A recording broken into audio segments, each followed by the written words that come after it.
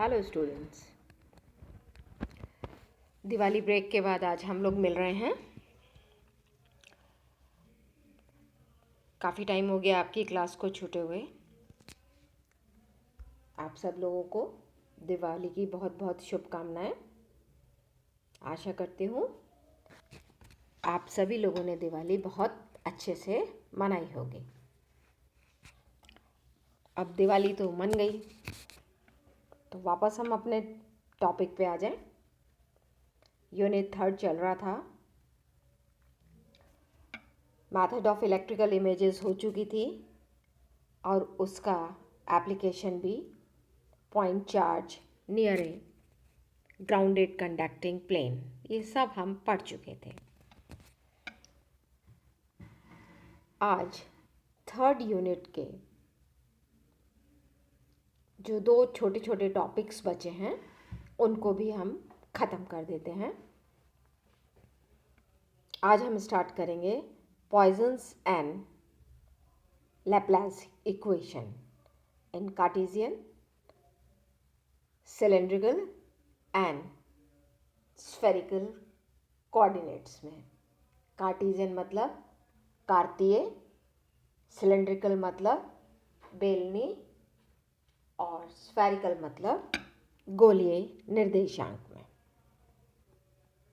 इनका प्रूफ नहीं है, हमको डायरेक्ट ही ये लिखने हैं। तो स्टार्ट करते हैं हम पॉइजन्स इक्वेशन से। गाउस का नियम मैं आपको बता चुकी हूँ। तो गाउस के नियम की जो डिफरेंशियल फॉर्म है वो क्या होती है? Divergence of E is equal to rho by epsilon. ये क्या है? Differential form of Gauss's law, जहाँ पर रो क्या है? आवेश घनत्व और एप्सिलॉन है माध्यम की विद्युतशीलता। अब हमें ये पता है कि यदि इलेक्ट्रिक फील्ड ई में स्थित किसी बिंदु पर पोटेंशियल यानी कि विभव फाई हो तो ई बराबर क्या होता है? माइनस डेल फाई, यानी कि ई बराबर माइनस ग्रेडियंट ऑफ फाई। तो इस इक्वेशन में डेल डॉट ई बराबर रो बाई एप्सिलॉन है। इसमें ई की जगह हम क्या रख देते हैं? E minus del phi. तो ये इक्वेशन क्या बन गई? Del dot del phi with negative sign is equal to rho by epsilon. Del dot del phi is your gradient phi and del dot लग गया तो क्या बन गया? ये डाइवर्जेंस। तो इसको अपन क्या बोलेंगे? Divergence of gradient phi. Mathematically इसको देखते हैं। अब आप देखिए यहाँ पर ये है आपका डेल डॉट डेल फाई, इसकी वैल्यू हम निकाल रहे हैं। इधर आ जाइए। तो डेल फाई, तो डेल की वैल्यू क्या होती है? आई कैप डेवा बाई डेवा एक्स प्लस जे कैप डेवा बाई डेवा वाई प्लस के कैप डेवा बाई डेवा जेड डॉट आई कैप डेवा बाई डेवा एक्स प्लस जे डेवा बाई डेवा वाई प्लस के डेवा बाई डेवा z of phi. Dot product है आई डॉट आई, के डॉट के, जे डॉट जे, 1 हो जाएगा, बाकी सब 0। तो ये क्या बन गया आपके पास? डेवा 2 बाई डेवा एक्स 2 प्लस डेवा 2 बाई डेवा वाई 2 प्लस डेवा 2 बाई डेवा जेड 2 फाई। और ये जो टर्म है आपकी डेल 2 बाई डेवा एक्स 2 प्लस डेवा 2 बाई डेवा वाई 2 प्लस डेवा 2 बाई डेवा 2, इसको हम किससे डिफाइन करते हैं? डेल स्क्वायर से। एंड डेल स्क्वायर आपका क्या है? Laplacian operator. और उसकी वैल्यू क्या है? डेवा 2 बाई डेवा एक्स 2 प्लस डेवा 2 बाई डेवा वाई 2 प्लस डेवा 2 बाई डेवा जेड 2। तो ये जो डेल डॉट डेल फाई है ये किसके बराबर हो गया? डेल स्क्वायर फाई के। तो ये जो इक्वेशन थी हमारी, ये पूरी इक्वेशन क्या बन गई? Del 2 phi is equal to minus rho by epsilon. तो ये del 2 phi is equal to minus rho by epsilon आपकी क्या कहलाती है? Poisson's equation. तो del 2 phi is equal to minus rho by epsilon क्या है? पॉइजन्स इक्वेशन है। और इस इक्वेशन से हम क्या करते हैं, किसी भी सरफेस द्वारा, किसी भी पृष्ठ द्वारा परिबद्ध क्षेत्र में चार्ज के कारण किसी पॉइंट पर पोटेंशियल या इलेक्ट्रिक फील्ड का मान ज्ञात कर सकते हैं। तो इसमें ध्यान रखिएगा किसके कारण है, आवेश के कारण। अब यदि परिबद्ध क्षेत्र, ये जो आपका परिबद्ध क्षेत्र है, ये चार्ज फ्री होता, आवेश रहित होता, चार्ज ही नहीं होता, तो चार्ज डेंसिटी क्या हो जाती, जीरो।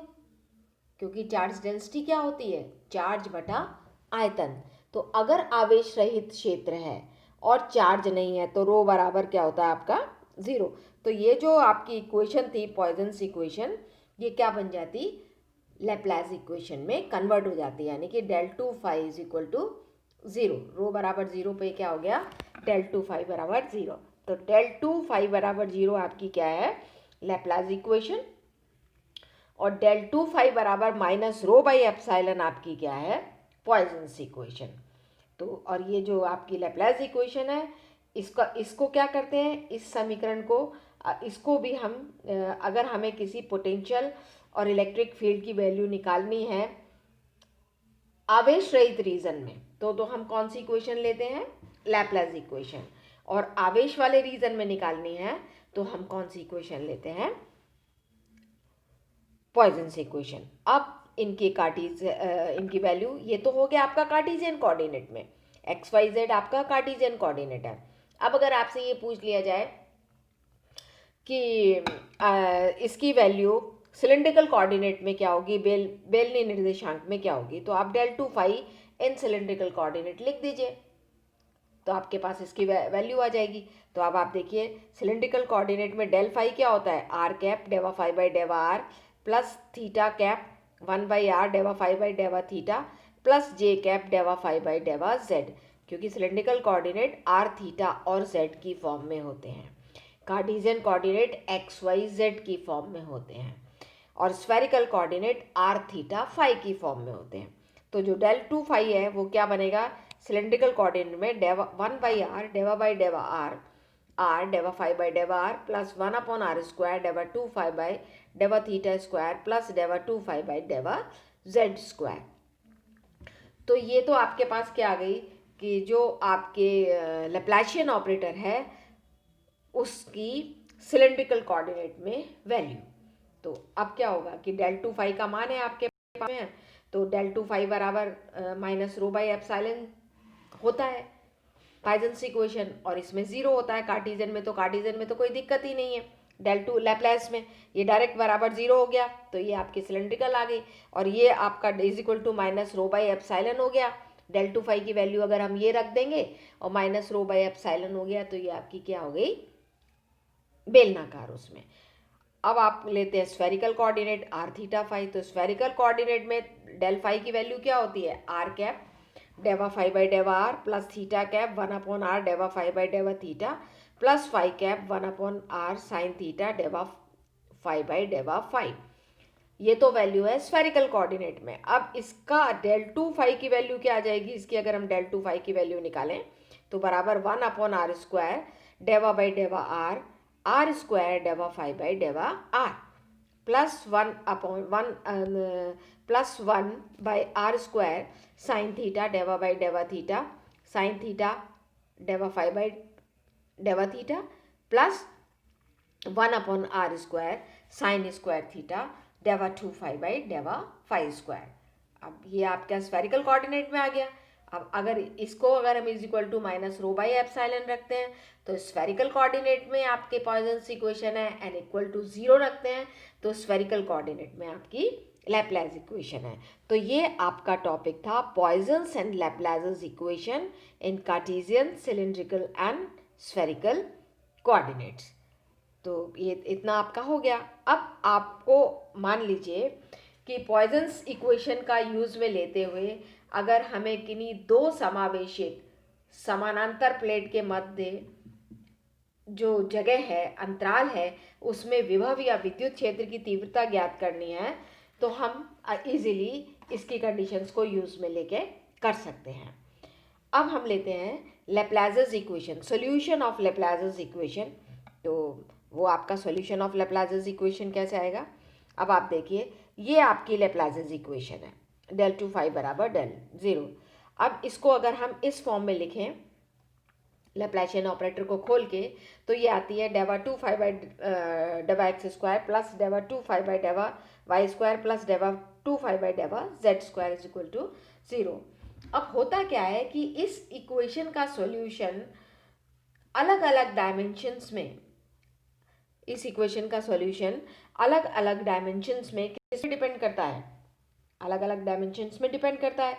तो अगर डायमेंशन समान हो तो इसका सॉल्यूशन जो आपके सिस्टम हैं उनके स्वरूप पर डिपेंड करेगा। जैसे अगर कार्टेशियन तो कार्टेशियन के हिसाब से होगा, सिलेंड्रिकल है तो सिलेंड्रिकल सिस्टम में होगा, स्फेरिकल है तो स्फेरिकल सिस्टम में होगा। तो हमने इसका सॉल्यूशन निकालने के लिए सेपरेशन ऑफ वेरिएबल मेथड ले लिया। अब सेपरेशन ऑफ वेरिएबल मेथड में क्या होता है, मान लीजिए कि ये जो फाई है ये किसका फंक्शन है? एक्स, वाई और जेड का।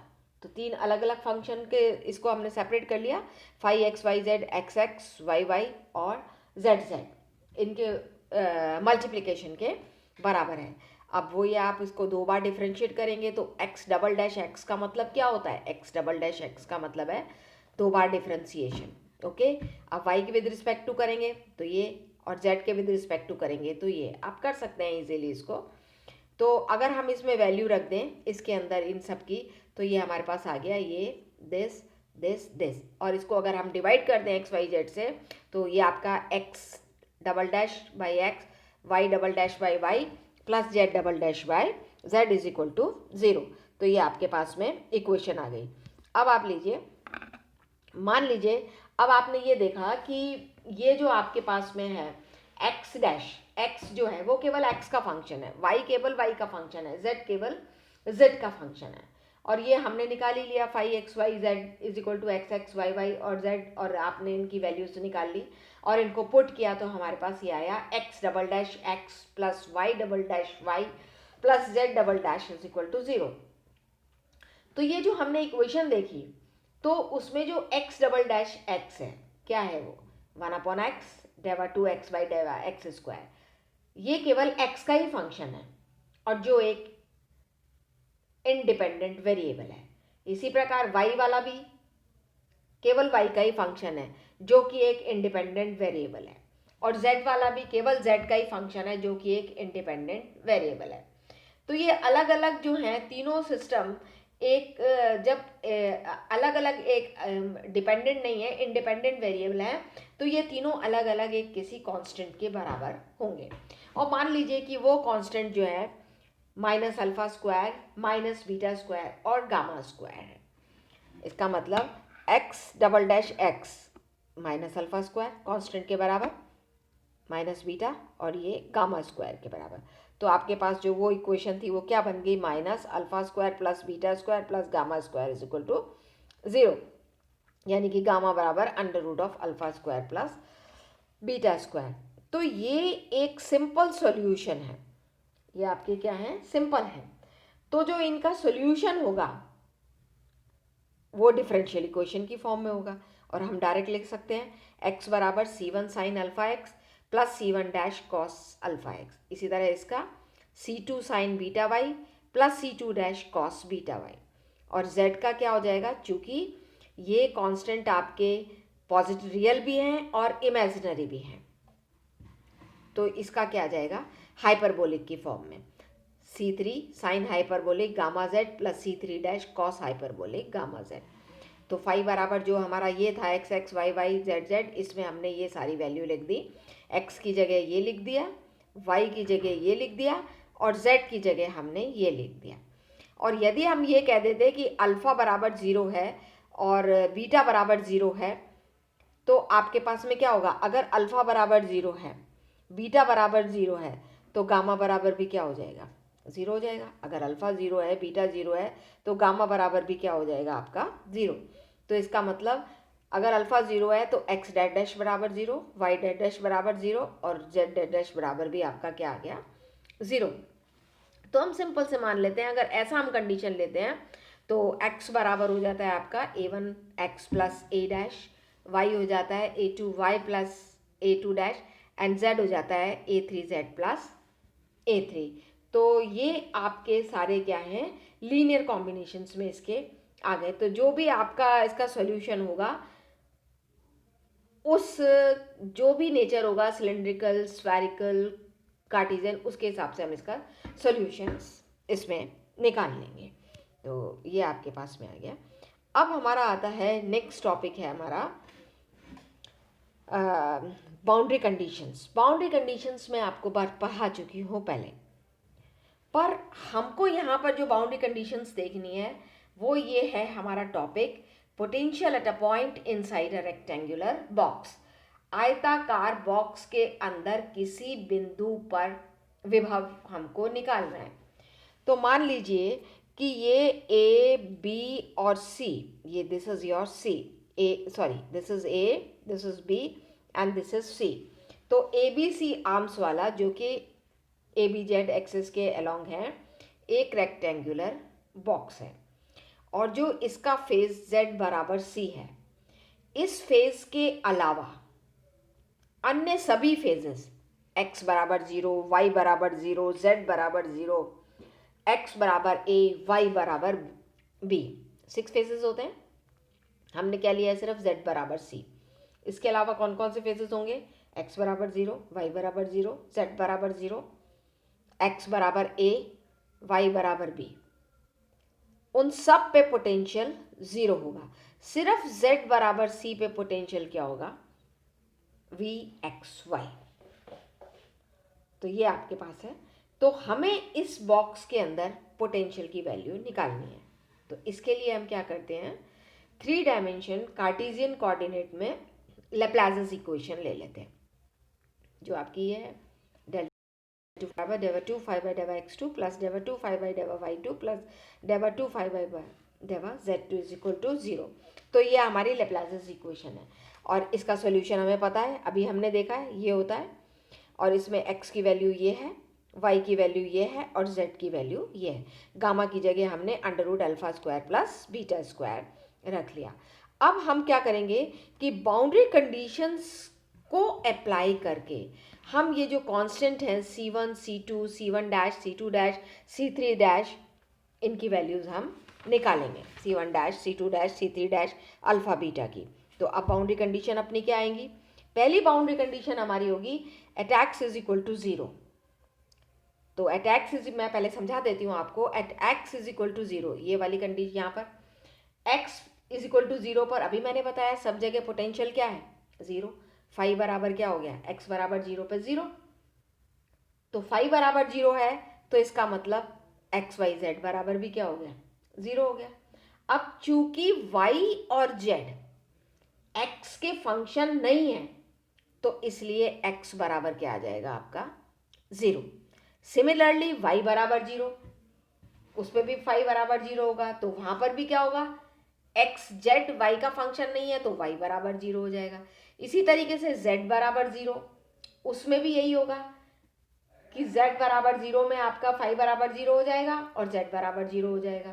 तो आप ये देखिए, जब हम ये कंडीशंस रखेंगे तो C1 डैश 0 आ जाएगा, C2 डैश 0 आ जाएगा, एंड C3 डैश हो जाएगा 0। तो अब वो मैं भी आपको दिखा देती हूँ। और अब दूसरी कंडीशन आएगी हमारी, x बराबर a, y बराबर b और z बराबर c। तो आप देख लो, x बराबर a पे भी पोटेंशियल 0 है, y बराबर b पे भी पोटेंशियल 0 है, बट z बराबर c पे हमारे पास पोटेंशियल है। तो ये 6 बाउंड्री कंडीशंस हैं जिसपे हमें इसकी वैल्यूज निकालनी है। तो अब आप नेक्स्ट को चाहिए, तो ये मैंने आपको बता दिया था, x बराबर 0 पे ये 0 हो जाएगा। तो आप देखो यहाँ पर ये C1 डैश बराबर 0 आ गया। तो C1 डैश बराबर 0 आ गया, तो x की वैल्यू क्या हो गई, C1 साइन अल्फा x। इसी तरीके से y पे ये 0 आ गया, C2 डैश, तो ये क्या हो जाएगी, C2 साइन बीटा y, और C3 डैश भी 0 आ जाएगा, और उसकी क्या आ जाएगी, C3 sine hyperbolic under root alpha square plus beta square z। तो C1 डैश होने से C1 वाला डैश वाला चला गया, C2 डैश होने से 0 वो चला गया, और C3 डैश 0 होने से C3 डैश चला गया। ओके, अब आपके पास क्या है इक्वेशन, फाई बराबर एक्स वाई जेड। अब आप नेक्स्ट देखिए, अब ये हमारे पास इक्वेशन अल्फा बीटा की फॉर्म में आ गई। अल्फा बीटा की फॉर्म में हम इसको इक्वेशन को ले लेंगे तो उसमें आपका आ गया फाई बराबर अल्फा बीटा। तो वो सारे एक कांस्टेंट हमने मान लिया सी अल्फा बीटा, और बाकी हमें पता है जो हमारा C1 डैश C2 डैश, बार बार ये सब ना लिख के, C1 डैश 0 हो गया, C2 डैश 0 हो गया, C3 डैश 0 हो गया। अपने पास क्या बचा, सिर्फ बचा C1 C2 और C3। तो उसकी हमने इसको क्या ले लिया, C अल्फा बीटा।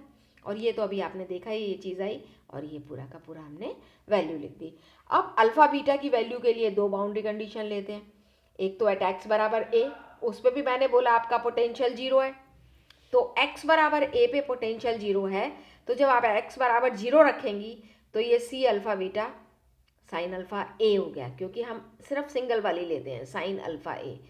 तो c अल्फा बीटा है ही sine alpha a, sine alpha a बराबर 0, क्योंकि c alpha beta is not equal to 0। Alpha बराबर n पाई बाई a, तो n इज वेरी 0 1 2। ऐसे ही y बराबर b पे भी पोटेंशियल 0 है, तो बीटा की वैल्यू आ जाएगी m pi by b। Values हम रख देंगे यहाँ पर, सी अल्फा बीटा की जगह अल्फा बीटा एन एम से डिवाइड हो जाएगा, क्योंकि अल्फा और बीटा की वैल्यू एन और एम की फॉर्म में हो गई। साइन अल्फा एक्स, अल्फा की वैल्यू रख दीजिए n pi by A x, beta की वैल्यू रख दीजिए m pi by b. And sine hyperbolic, ये alpha square plus beta square की जगह क्या आ जाएगा, n square by a square plus m square by B square to the whole power 1/2। And summation की फॉर्म में लिखेंगे तो ये इस तरीके से बन जाएगा। पर जब अगर हमको वैल्यू निकालनी है z बराबर c पे, c एन एम की वैल्यू निकालने के लिए हम क्या लेंगे, z बराबर c पे बाउंड्री कंडीशन। तो हमें ये मालूम है कि सब जगह पोटेंशियल की वैल्यू 0 है, x बराबर 0 पे, y बराबर 0 पे, z बराबर 0 पे, x बराबर a पे और आपका y बराबर b पे। पर z बराबर c पे इसकी पोटेंशियल है फाई बराबर vx/। तो ये बाउंड्री कंडीशन हम लगाकर डायरेक्ट हम इसका सॉल्यूशन लिख देंगे कि सी एन एम की वैल्यू आ जाती है 4ab sine hyperbolic under root of this, ये जो भी लिखा है, integral from 0 to a integral from 0 to b vx/, sine n pi by a x sine m pi by b y dx dy। ये आप डायरेक्ट लिख सकते हैं। तो ये आपके, नहीं तो इसको फोरियर सीरीज से आपको सोल्व करना पड़ेगा, जिसकी अपने को कोई ज़रूरत नहीं है, क्योंकि फर्स्ट ईयर की क्लास है, आपने फोरियर सीरीज वगैरह भी पढ़ी नहीं है।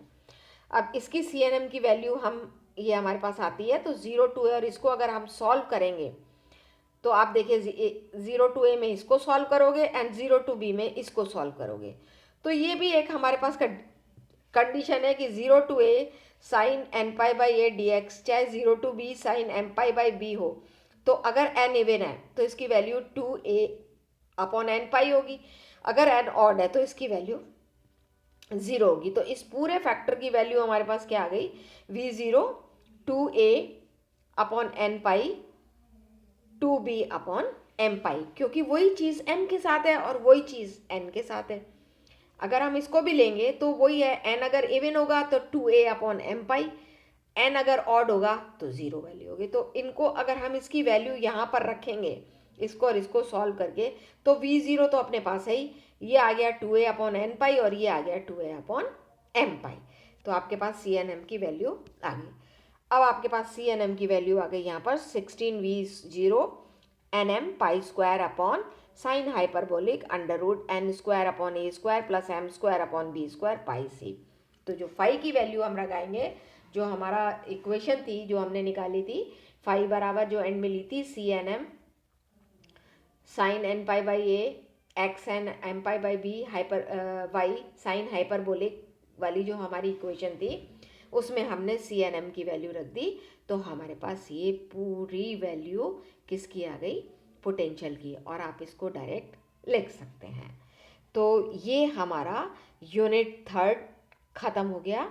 इसके बाद आपको जो भी प्रॉब्लम है वो आप मुझसे व्हाट्सएप पर पूछकर शेयर कर सकते हैं। नेक्स्ट टर्न पे हम यूनिट 4 स्टार्ट करेंगे। Thank you.